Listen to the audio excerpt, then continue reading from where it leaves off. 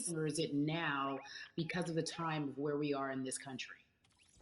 I've always had the feeling. I think now it's just obviously elevated. It's a new level, and there's new, it's to the point now where you can't.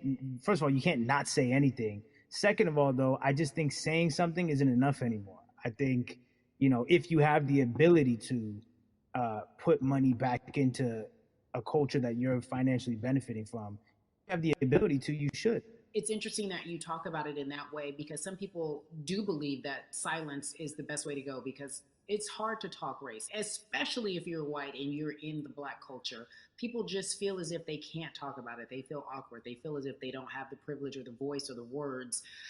How do you find yourself right now in terms of interacting with people when they want to talk to you about social injustice, police brutality, what's going on in this country right now? Well, first of all, picking and choosing whether you want to be silent or not about race, that's a privilege in and of itself. But no, I mean, I try to just do my best to listen to the black people around me and the educated black people I have in my life. So I do my best to not act like I have all the answers for everything, especially in a culture that I'm not from. But that's why when we decided to raise the money for Black Lives Matter organizations, when we raised 500,000, we got on the phone with some of the women who started Black Lives Matter. I got on the phone with Tamika Mallory. I was on the phone with Karen Civil and talking with my friends to make sure the money went to like the correct places, and people who really need it. It's just about listening. That's Well, all. It's about listening. let's talk about that for a moment because the way I think of activism, for me, it looks very differently. It's not necessarily just protesting on the front lines. I think that's great. But what about being an activist in the way in which you have decided to be one? What inspired you? What did it look like? You said you raised money for Black Lives Matter. What did you do? Mm-hmm. Walk us through everything that you did and how you find yourself in this moment right now. So for me, it was 3 years ago. I had like a string of festivals, and I decided that I was going to wear T-shirts with a message on them because I figured, what better, what better time to use a platform than in front of a bunch of people. So one of the T-shirts I wore was, "If you want to change the system, speak up. White silence is pro racism. The whole thing."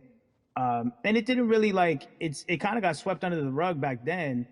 But when all this stuff started happening again, and it's been happening, the police brutality against innocent black people, I was like, man, I'm not the biggest artist in the world, and I certainly don't have the most white fans in the world, but I got a good amount of people that I can definitely mobilize and turn into some money.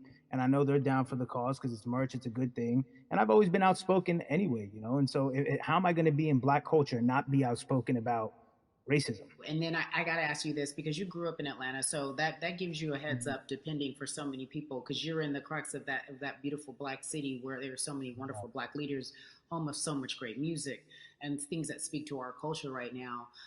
And we are really, really getting our word out, especially with this platform.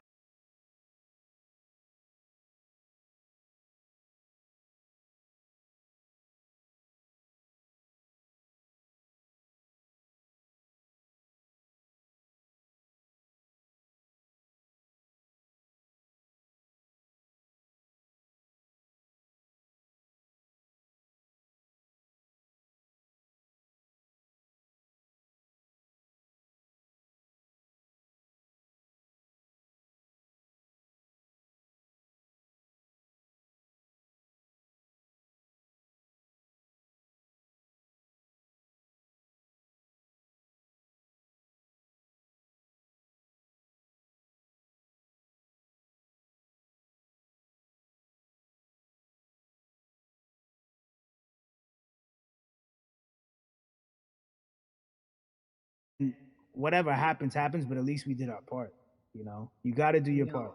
you're very candid in saying that you just decided to vote, and I think there's a beautiful irony in the fact that you have your fans saying, "Because of you, I'm voting," Right. and there's something beautiful about that. But I want to know why now for you. Why in this moment is it important for you to vote, and what hit your spirit to say, "Yes, this is the time to do it"?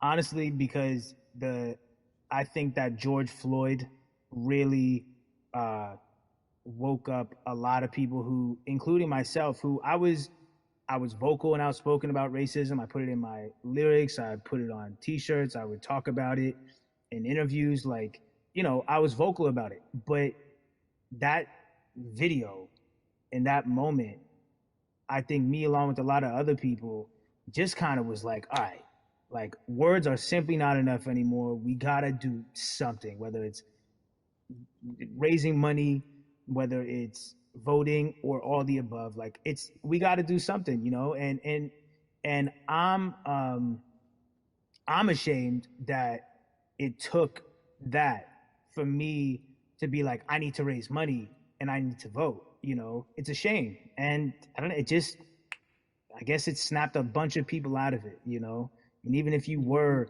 vocal and whatnot. It's just it's time to actually put your money where your mouth is. It's time to go vote. You know, it's time to just stop talking about it and be about it. You know, and it's been time for that, but like I said, you know, I'm ashamed that it took me this long to actually really be about it, but I'm here now. So, Russ, we all know that this is going to be your first time voting. Tell me what that Yeah, experience is going to be like for you in terms of what you're excited about. I think you know what it's gonna do for me. It's gonna let me know that I'm contributing to something bigger than myself and I'm actually putting my money where my mouth is and I'm being about it because you know for so long and I know I'm not alone with this but you know standing on the outside and just screaming about this and that and this should change and it's like all right but did you vote you know and so I'm you know I know it's going to feel good to know that I played a small role you know and that's the problem I think the mentality of like my vote doesn't matter needs to be changed to my vote,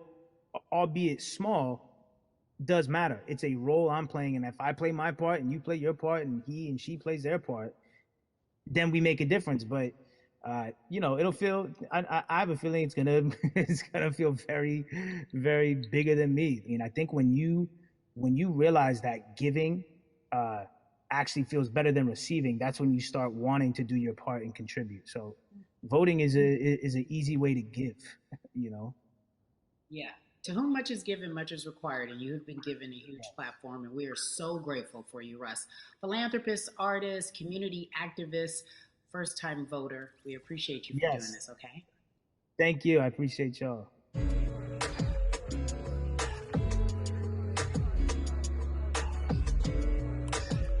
Yeah, la la. So, cities like Atlanta and Chicago have been at the forefront of the discussions, especially now in this country when we're talking about COVID 19 and systemic racism, as well as police brutality and what we can do in this country. Again, we're continuing our conversation, letting you know that your voice is your vote and your vote is your voice. We can change where we are in this country. Currently, I'd like to welcome in Chicago Cubs right fielder Jason Hayward. I appreciate you. I brought in Atlanta and Chicago because I know you grew up in the metropolitan area of Atlanta, more specifically McDonough. Let's be technical, and and you have been very vocal throughout this entire time in terms of what our country's been experiencing. Let's look at the past month and a half, if you will. What has been the hardest thing for you to deal with?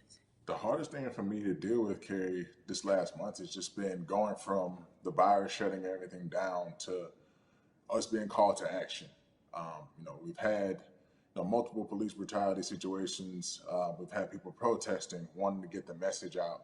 But I really realized that I need to be a part of the positive message and make sure that doesn't get lost in all the chaos going on for people to actually hear from a reasonable, respectable person who cares about everyone involved. A reasonable, respectable person who cares about everyone involved, which leads us to More Than a Vote. It is a beautiful collective of Black athletes and artists. You are a part of that. Talk to me about why that's important for you right now on this be a part of that collective. To me personally, it's important to be a part of that because I've somewhat used baseball and my craft as an excuse to not get more involved in voting. But I can't any longer use baseball and work as an excuse not to get educated and not also to show people like at any moment in time, any walk of life, we can make a difference. So tell me in your words, what does activism look like for you?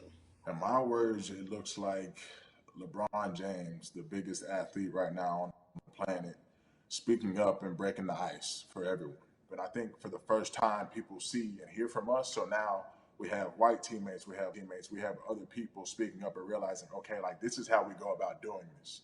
And to me, right now, social media, athletes speaking up, entertainers speaking up, like we're trying to do with More Than a Vote. You said something I thought was so key because covering sports for so long, I know that it's tough for black players specifically in Major League Baseball to talk about how they feel. Adam Jones did it in a very eloquent way early on, but there are very few that are vocal. You said you all were afraid. Why use that word and why were you afraid? You was afraid because in 2019 there were 68 of us total, and there are 38 teams. There's 25-man roster on each team. There's a 40-man roster, which is on each team as well. And there aren't many of us. So we're outnumbered in that sense, but not always in a negative way when it comes to our teammates and our clubhouses. But to get to this point, you have to move a certain way. You got to be careful what you say. You can't ruffle feathers. You can't come off in any way. Much like other black entertainers, much like yourself. Probably having to live through life every day. But to get to the highest level, you got to button up. You got to be seen and not heard. So baseball is, like I said, it was time for us to try and speak up and make a difference and show it's okay to do so because we can't be quiet any longer. That is a button up, be quiet, be seen but not heard. That is an expression that a lot of black folks can relate to in whatever aspect of professionalism that they experience, especially if they don't work for themselves. They just feel that. That is also a socialization that we have as black folks, especially like you said, if you want to get to the higher level.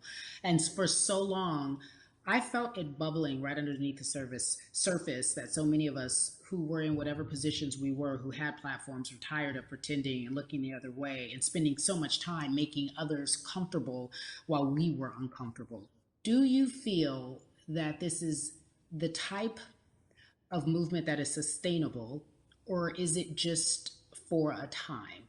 No, it takes everyone joining in on the conversation. And right now, I feel like more than ever, there is little things as possible to distract from bigger issues. And we saw on draft day, we saw our president, Theo Epstein, holding up the sign saying Black Lives Matter and wanting to include the rest of MLB in that. But now we're having those conversations as well. So I definitely think this is sustainable. And it's not always just going to be the popular thing to do. This is something that people want to get right because they know we care. Jason, you said you think it's sustainable, that what you're seeing, especially with your colleagues in baseball, that this can be something where you're feeling more comfortable, feeling more safe to share how you feel about social injustice and police brutality. What are you doing right now in this moment with your platform to help change how we look at voting and how to educate the culture and the community about voting? Well, first, what I'm doing, Carrie, is joining up with More Than a Vote and joining up with other athletes and entertainers to get that message out and use our platform in that sense as a group.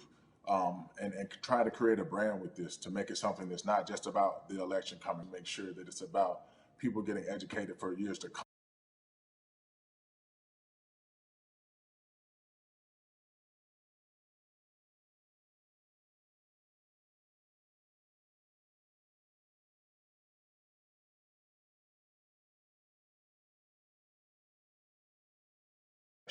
You don't have to be afraid.